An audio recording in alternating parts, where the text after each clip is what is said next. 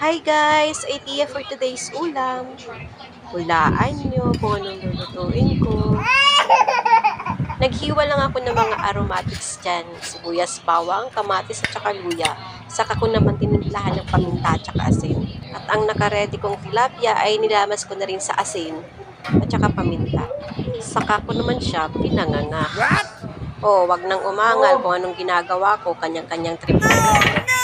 Prituhin muna natin ang ating tilapia nang manuot ang kanyang lasa. Habang nag-aantay na maprito ang isda, mamitas muna tayo ng gulay sa gilid ng bahay. Guys, tanim-tanim din kahit sa pasulang, iba pa rin yung may sarili tayong gulay sa bakuran. Sariwa na, hindi pa na kailangan itinta. Saka natin isagol pag nalinis na yan. At nakakangkata,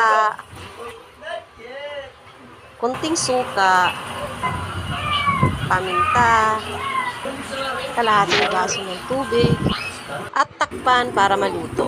Oh my God guys, tingnan nyo naman yung niluto ko. Ang landi, ang aagit. Gusto na naman yata akong patabain.